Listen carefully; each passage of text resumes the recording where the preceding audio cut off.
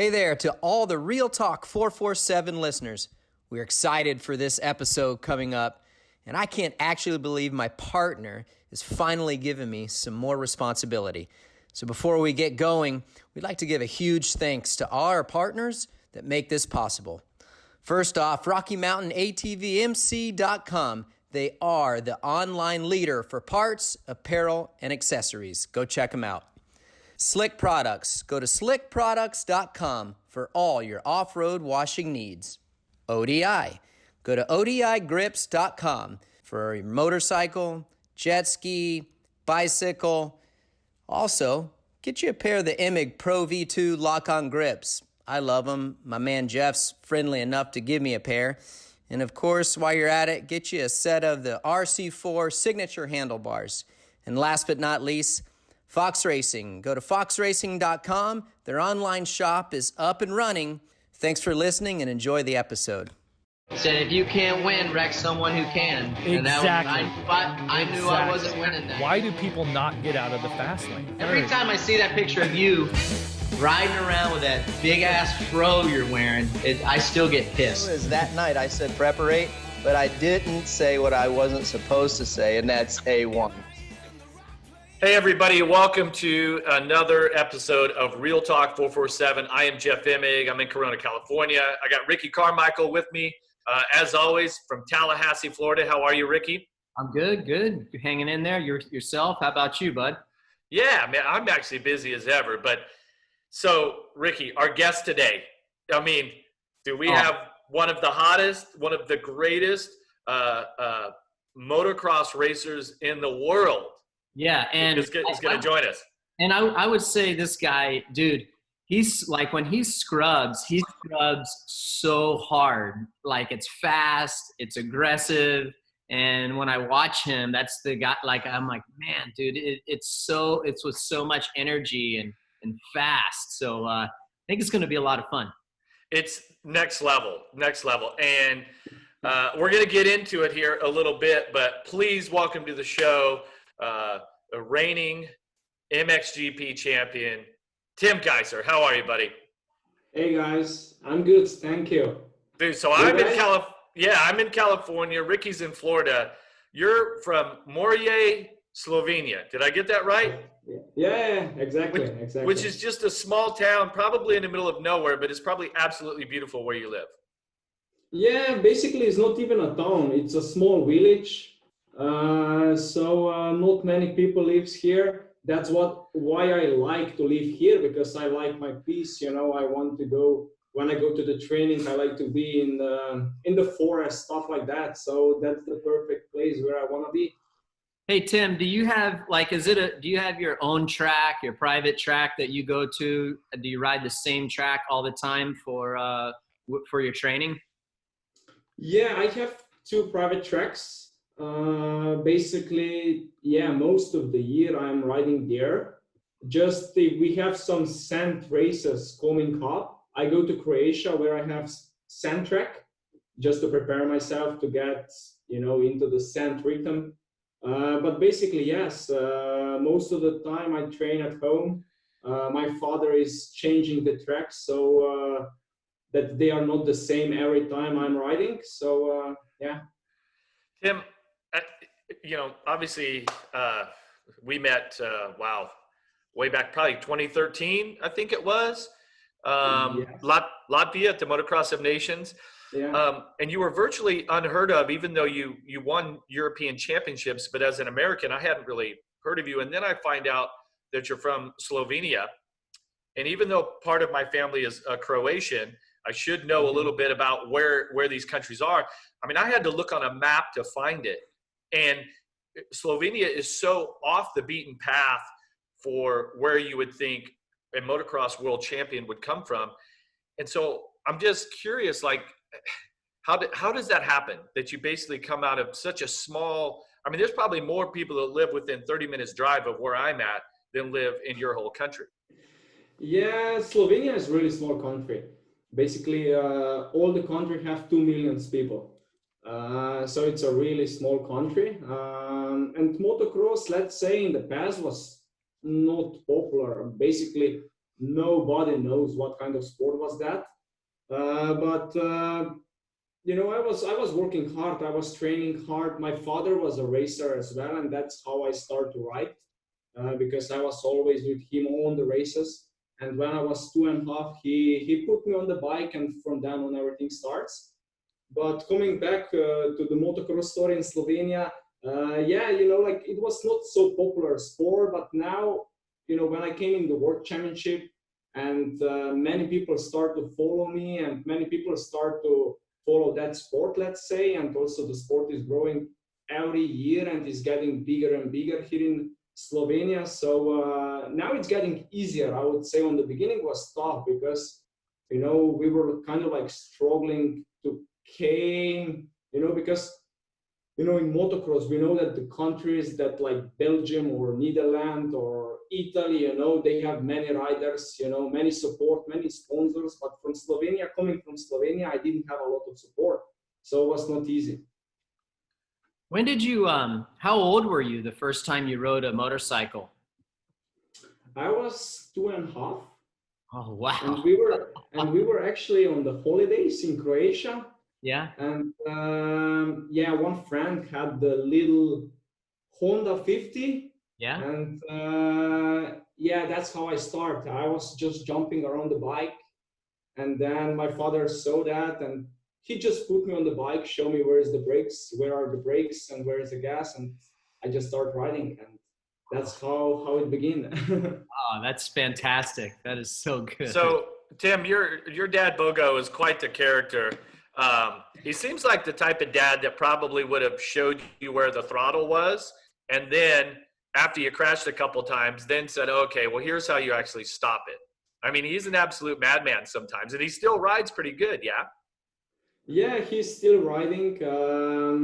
Not so often like he was, but still when I go on the bike, sometimes he joined me on the track during the motos. But it's cool to have that like that, because he basically learned me everything about motocross, all this, the style that I have today. It's because of him, because he was teaching me all the time. So I'm very grateful about that.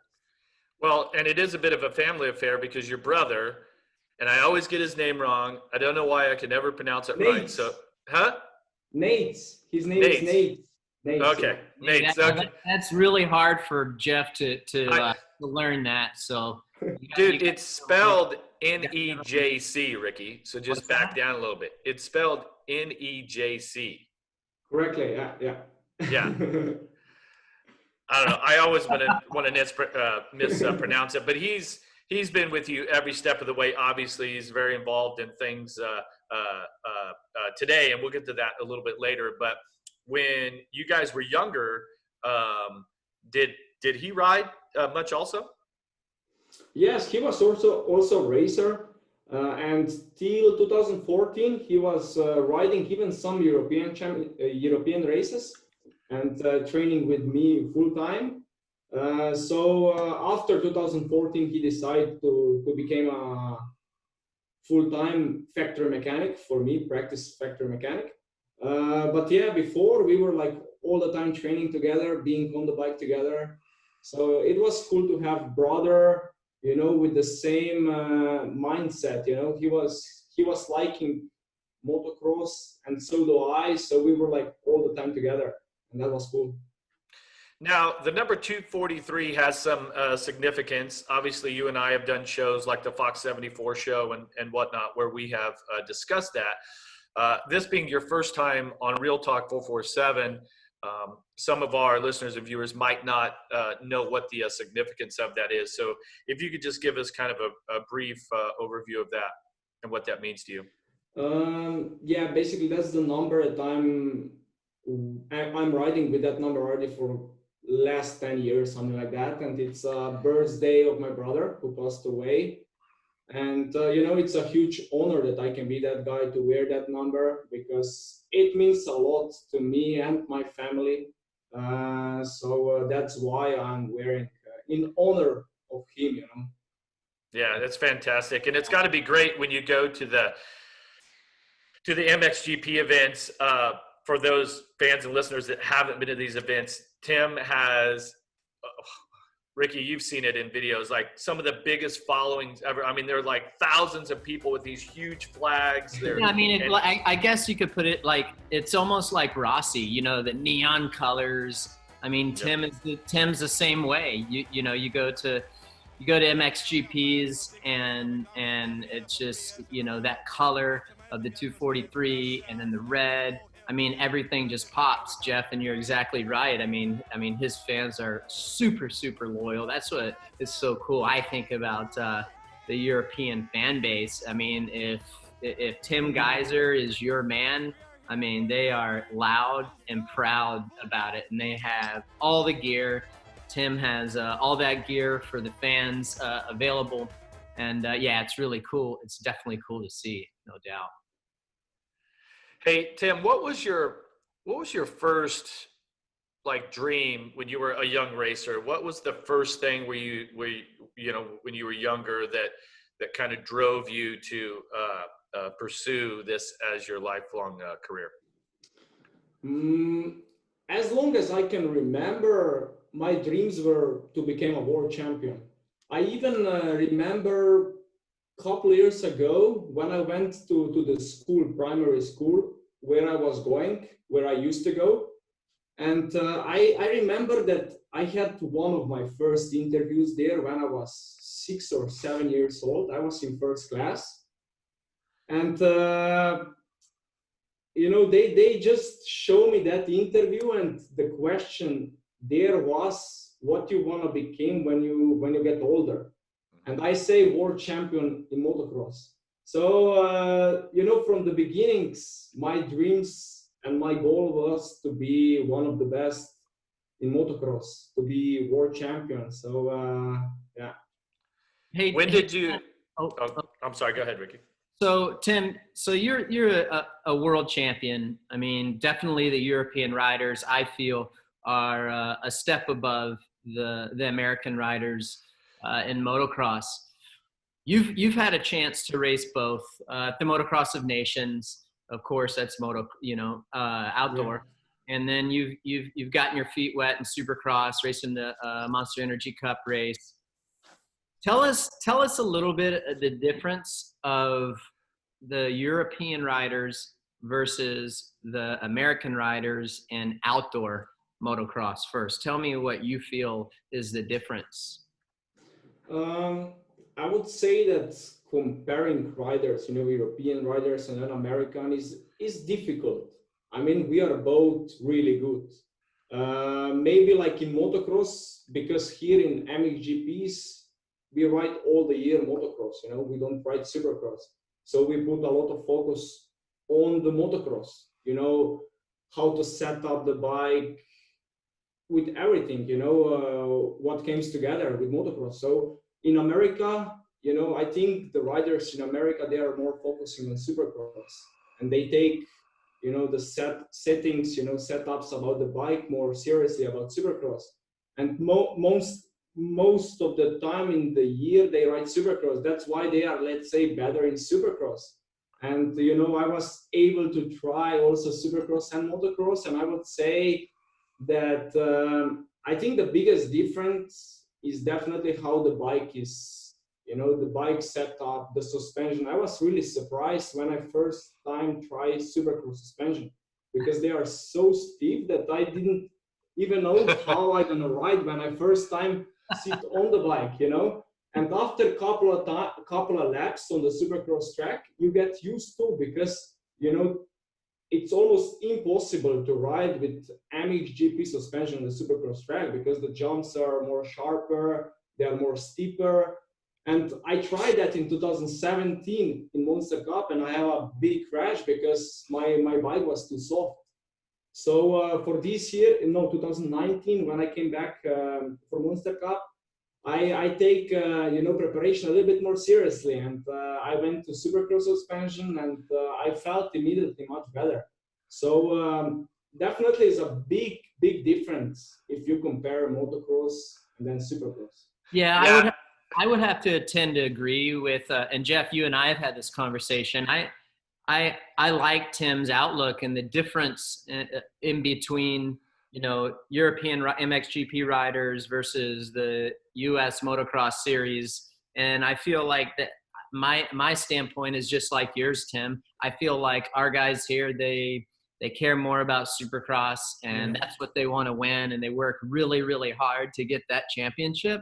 And then in motocross, it's just they do enough to get by, where you guys, you are always riding outdoors, and you know, you're always progressing, getting better, and you're making bigger gains. And I think maybe that's why everybody sees the difference now, like at Motocross of Nations, and maybe why the American team isn't as good as maybe they used to be for that reason. And so going back to Supercross, when you rode Monster Energy Cup, did you enjoy that adventure and learning to ride Supercross at that high pace like that?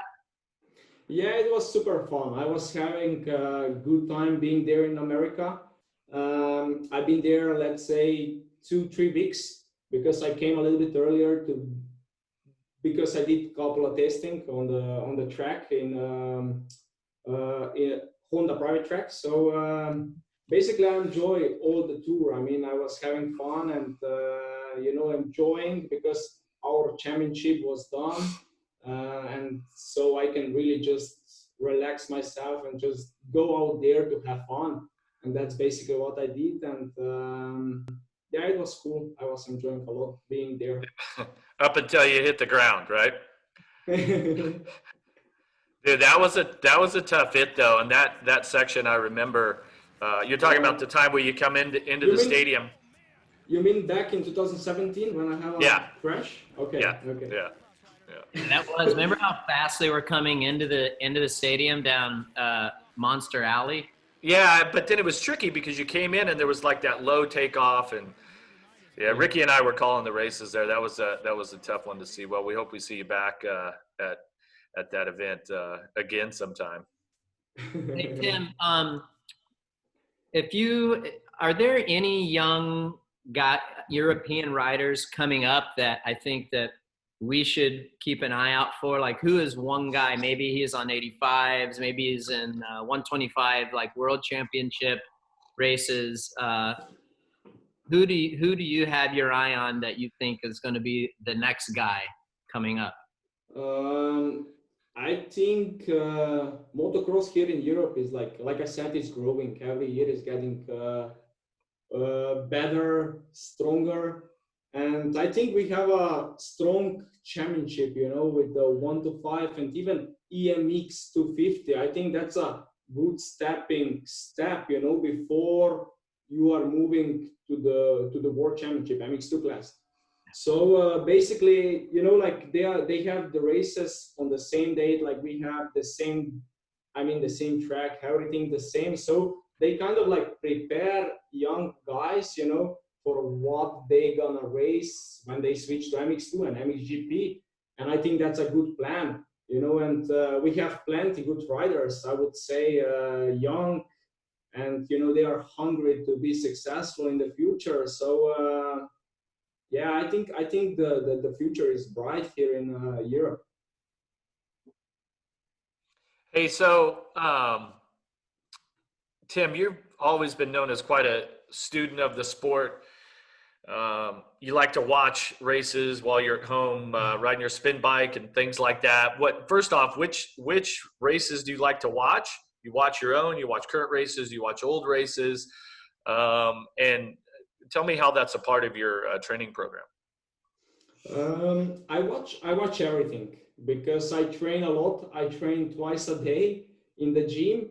So I watch many races from Supercross, you know, from Ricky, from you, Jeff. See Ricky? So did you hear that? Well, he probably saw you in the broadcast. He was really watching McGrath, but yeah, you're an asshole. Every show, you can't help yourself. I can't. Anyway, sorry, Tim. So yeah, watching these kind of races, Supercross, motocross, MX of Nations, also even my races, you know, MXGPs, races from this year. We just have 2 GPs, but I was watching and analyzing all 4 motos that we had. Even from the past, last year, 2019, 18. So basically now when we are in quarantine, we have time to analyze, to learn, to get even better.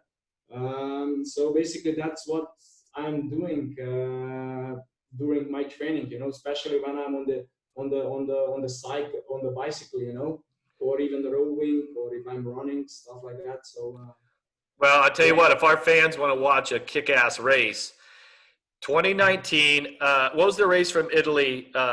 Arco di Trento, you mean? Yeah, Arco di Trento. Tim and Tony Cairoli have the most incredible race. That was just one for the record books. I mean, has to be put in the books now as one of the top 3, top 5, whatever MXGP races of all time in the history of the sport. What is it like to, if you watch that race back, you obviously know you guys were at such a high level. I mean, nobody was even in your league that day, and you were able to come out on top. Yeah, it was a special race, I would say, and always it is going to Arco, because Arco is one of the closest GPs to Slovenia, and always many fans came there from Slovenia to support us. So it's always special to be there, and I always want to do well there. But yeah, like you said, 2019 last year, we have a nice battle with Tony in first moto and then in the second as well. So I was having a lot of fun on the track, battling with Tony. And on the end, I got my first overall win as well in 2019. So it was a great race and great GP for me. Tim, you got a really good relationship with not only your family, and they're so involved with your racing, but tell us a little bit about your relationship with everyone on your HRC factory, your Honda team, and what's that like, and how that helps you win races, and how they've stuck behind you through your career, even in 2016, 2017, and some years that weren't that great, and then now you finally you won again this past season, which was fantastic. Tell us a little bit about how that's helped you, and what you really admire about your team. I think having a great team behind you, it's one of the most important things for either, because it's support from the people that you have behind you, and you have to trust them, they have to trust you. And with my team HRC, we have a great relationship. We've been together now for past 6 years. Yes, 6 years. I joined HRC in 2014. So basically a long time together already. So we really know each other. Even with my mechanic, Nico, we have a special relationship, I would say. I don't need to even say nothing to him, and he already know what I want. And that's what makes things even better, because, we know each other. To me, it feels like a second family, with everybody, not just my mechanic, but even all the staff that are behind, truck drivers, all the managers, engineers, everybody that are involved in this project, let's say. And I'm super thankful to have such an amazing team behind me. Well, this team is owned by Giacomo Garibaldi. And yes, when you first signed with him in 2014, it's almost like you both took a leap of faith in each other, because this team wasn't the top HRC team at the time. They were a bit of a like a support team in the MX2 class. And so talk about what this has been like with Giacomo, the relationship with him, and how since 2014 it seems like you guys have built this team together. He's built a team around you, and you've delivered what you needed to on the bike. Yeah, exactly. I mean, 2014 was the year that HRC came back after 20 years with factory bike in MX2 class, so 250. And Giacomo was, let's say, the only guy that say that, you know, that he want me in the team. So he really trusts me, because 2013, that was a year previously before I signed with him. I didn't have a great season. I was struggling, have a lot of problems, didn't have a good results and everything. So it was kind of like, also, if I imagine it, you know, for him was not easy, because he didn't know what I gonna do when I came into his team, but he trusts me and I trust him. And then, like you said, you know, already first season in 2014, when I came in MX2 class, it was basically my first full season. I did a couple of races in 2013, but 14 was like full season that I did all the championship. And till the end, we can see that we were like improving each race, getting better and better. And on the end, I was even like, I think last 2 GPs, I won 2 motos. So, you know, we were building with every race, you know, and getting better and better. So I'm very happy and thankful to Giacomo that Giacomo picked me as a, you know, rider, and from then on we just grow together.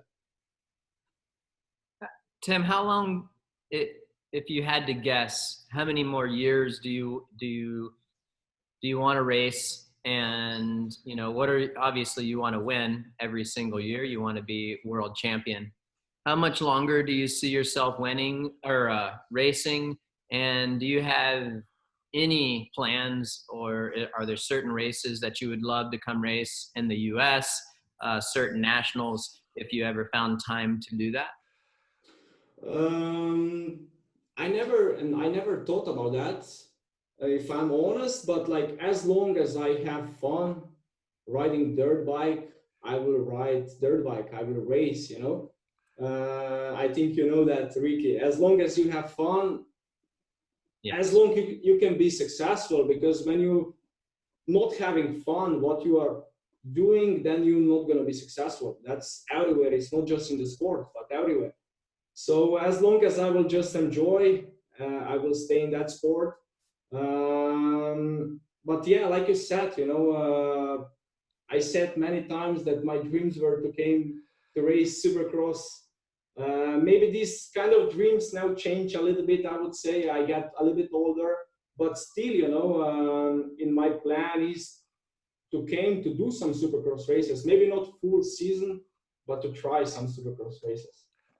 That's cool. I think everybody would love to have him here, Jeff. Don't you think? Oh yeah, yeah. So you obviously, like you mentioned, you like to watch a lot of races.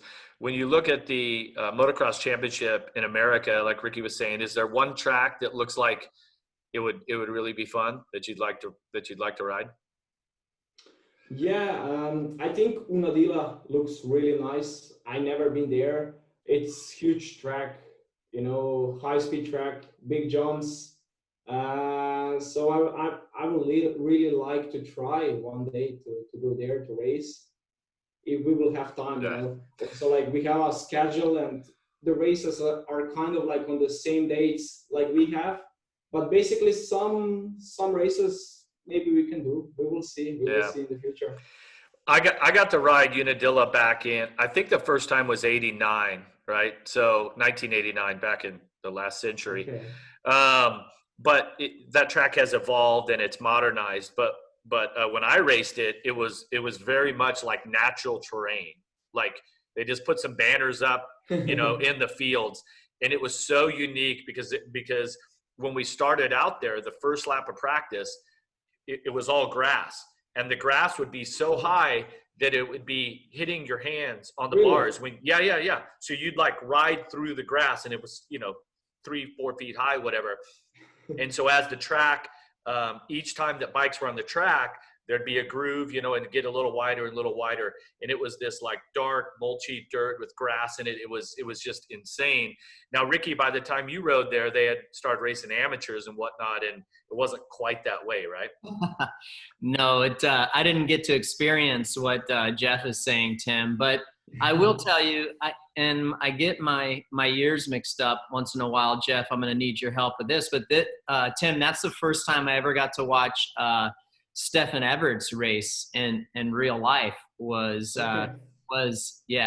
Unadilla. He came there, and was it?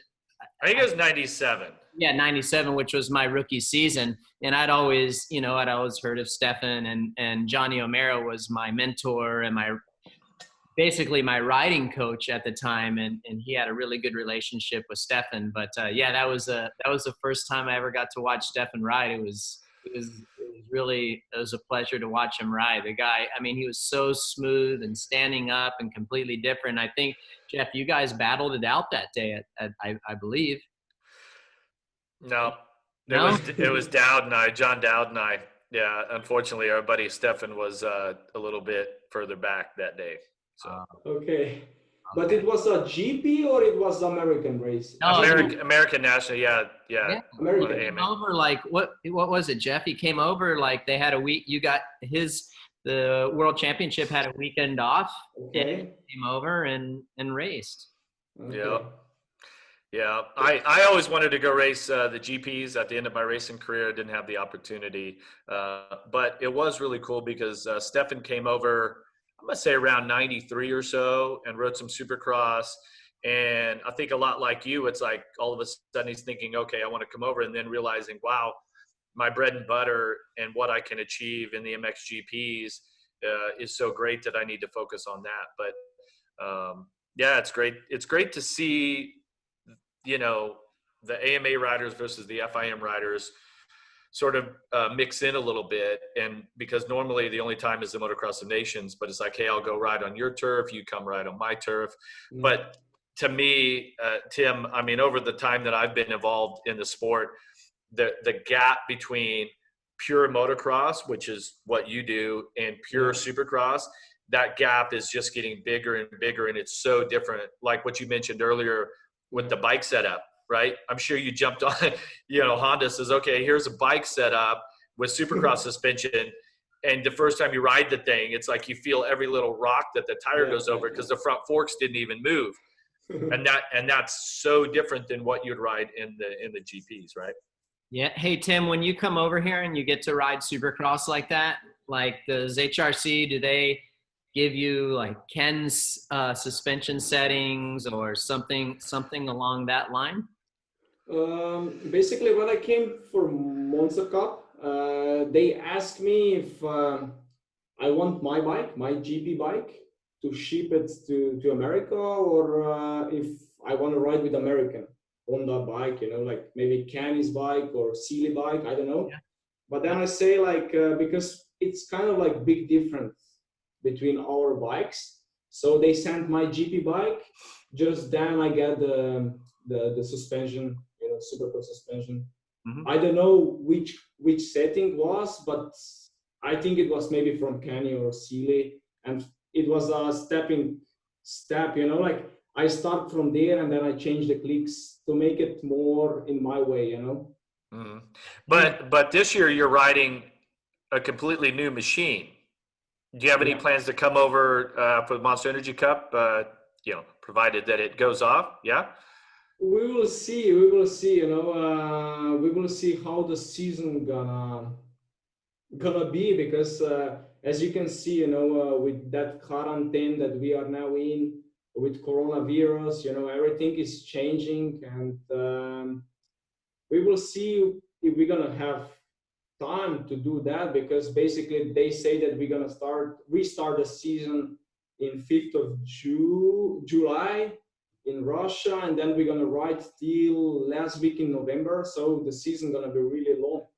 So we will see. We will have some weekends off to do Monster Cup, or if they're gonna even do Monster Cup race, we will see. Hey, Tim, how have you adjusted your schedule, your riding schedule and training schedule, based upon when you guys are going to kick off the season? And what have you adjusted? Are you riding a lot? Are you using it as an off season right now? And are you ready to go racing right now? Yeah, it's difficult. I would say, you know, because I was coming into the season, into the first race in Matele Basin, really ready to race, you know, and I think everybody was ready to race. And now we did two GPs, Oh, yeah. and we have break now already like 2 months, and I think we're gonna have more 2 months. So basically 4 months break. It's like off season, like you said, and it's difficult for everyone, you know. Because you know you don't really know how to make the schedule of the training, you know, because you don't want to overtrain yourself, but you want to train, you know, you want to continue training. So you have to make the balance between training and resting, you know. So basically now I'm training every day like normally. Just I change a little bit the trainings, but you know, in the gym, cycling, running, I do normally. On the bike, I go just once a week. I don't want to overtrain myself. As long as we don't know exactly date when we're gonna go race, I will just ride once a week, twice a week maximum, to not override myself. And then, you know, when we will know, maybe 1 month, 1.5 months before the race is gonna start, I will start with my program again. Yeah, it's like it'll be like a brand new start for you. Yeah, You know, like yeah. it's so long since So, whole new season. right, right. Well, so you've been home a lot, and so you live with your girlfriend, Spella. You guys have lived together for a couple of years now. Um, but I would like to, I mean, my point was going to be, oh, you guys spend a lot of time together, but you guys basically spend all of your time together. You guys have such an amazing relationship. And I loved it when we did the Fox 74 show last year, and we did the sort of 20 questions, you know, with you and Spella. You remember? So I think we got some highlights. They're probably on the Fox Racing Facebook page. But what's that been like? What does she bring to your life that you know helps you be successful as a motocross racer? It's just wonderful to have such a great woman next to me, you know. She's basically my right hand. She do everything for me, you know. She's booking the flights, hotels, you know, trips. She's cooking for me, you know, because I have to eat correctly. So basically she's doing everything, and I'm super thankful to have her in my life. We went we are a great couple, and I'm super happy to have Spela next to me on all the GPs, all the races, and even now at home, you know, like you said, you know, we have a little bit more time for each other, because basically during the season, you know, the tempo is high. You know, every weekend we are racing and we are traveling. So now we can really, you know, sit down, enjoy a little bit, you know, go for the, you know, bicycle ride together, what we never did before. Even go for a walk, you know. So it's nice. I think, you know, for sure I'm missing racing, but also, you know, in every bad thing you have to see some positive things as well. And I think, you know, we can live life a little bit differently now, what we are not used to, but I like it also. Are you still a clean freak? You still cleaning up everything around the house all the time? He's super OCD, Ricky. Imagine that. Yeah, my garden have to be perfect. So,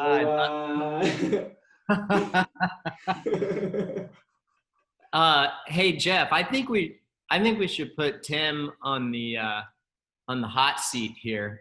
Switch gears just a little bit, and I want to know if he's going to take the corporate role or what he's going to do. Do you think we should put him on the hot seat, Jeff? And of course, and ask him. Go ahead and ask him, Jeff. About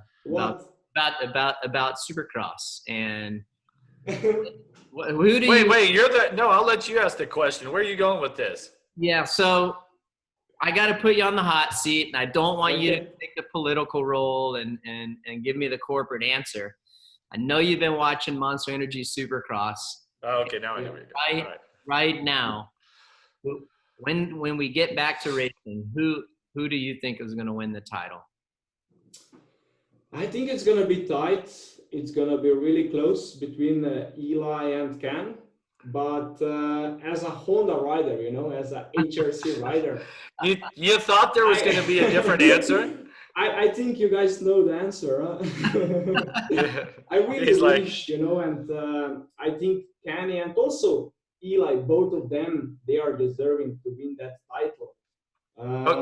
okay, well, So hold on, Tim. But you can't just, you can't take the corporate road unless you're going to back it up. And so the question would be, okay, so you're feeling like Ken Roxon is going to win the Monster Energy Supercross Championship, yes. but you have to let us know why, what you see in Ken that you think is going to, in the next 7 Supercross races, propel him to the championship. I think Ken is a really smart rider. He have a really nice, smooth riding style. I think he learned a lot during the past years, you know, that he have a big injuries. And as long as I remember, you know, when he came in 450 class, I think 2014 was his first year. And he always, you know, begin the season with great fitness. You know, he was always there winning the races. But when we start to go towards the end, he kind of like lose the concentration a little bit, start to make mistakes, get injured. So I think he was like really analyzing all this kind of stuff. And I think this year he's more consistent, you know, he's riding more clever, I would say that he is. And I think that's why he gonna win, I think, and I hope so. Yeah.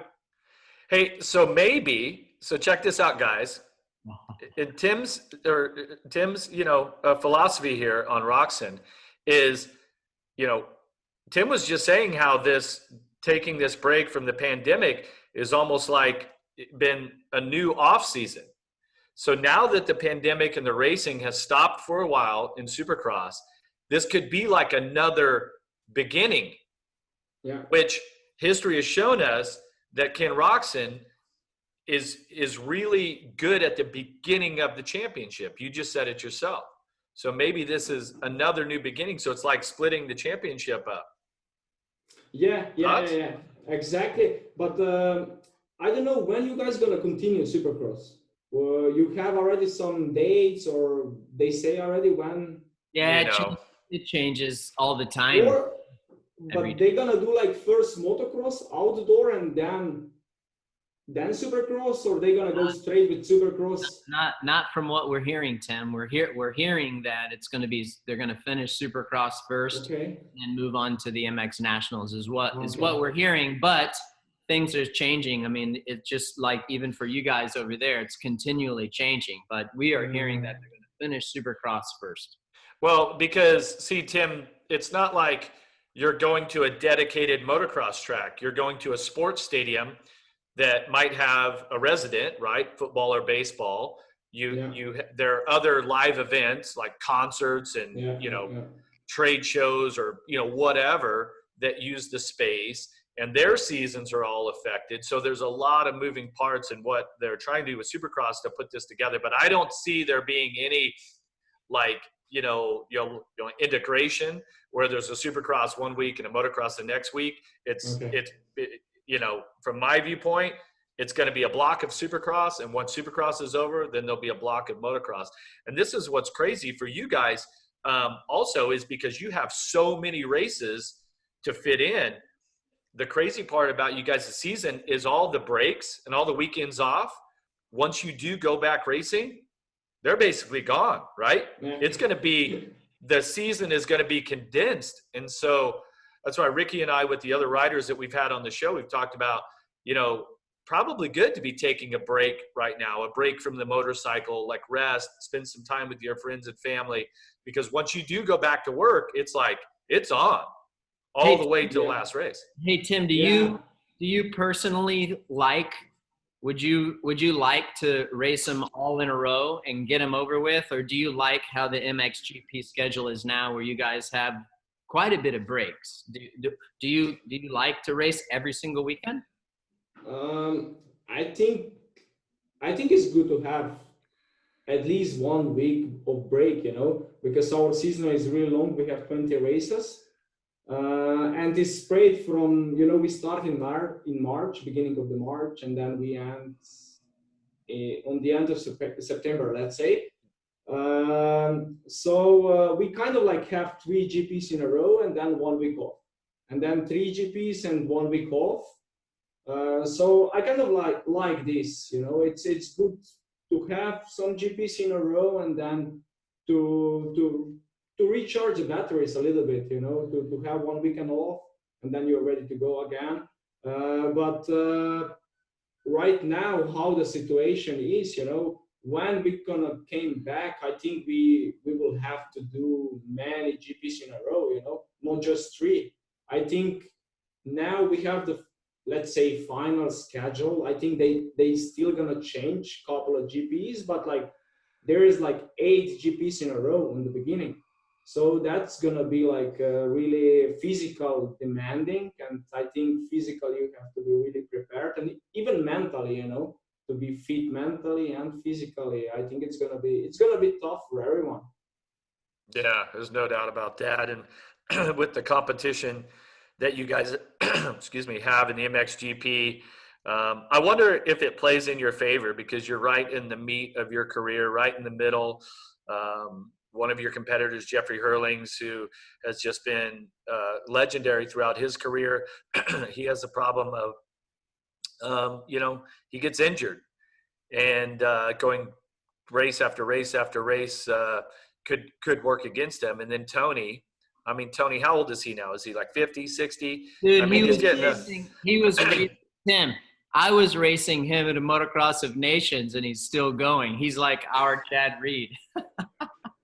Yeah, I think he's like he's gonna be 35 this year. Huh? I think 35. It's unbelievable how fast he is. He's incredible. He's incredible. Yeah, well, yeah, the championship, once it fires back up, all this racing, we're all going to be so excited, especially to see everybody compete and see it back on the track, Tim. Man, I don't know what's going on here. All right.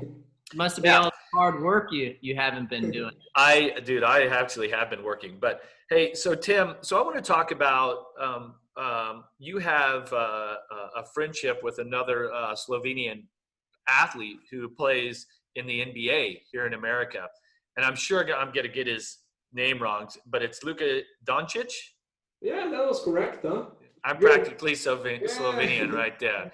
So you guys have done some charity events together and whatnot. So tell us about how that friendship developed. Actually, we never met in life because he spent most of the time now in the US because he's playing in NBA. And even myself, I'm quite busy, but when we have some charity events, I think many Slovenian sportsmen step together, and help the people.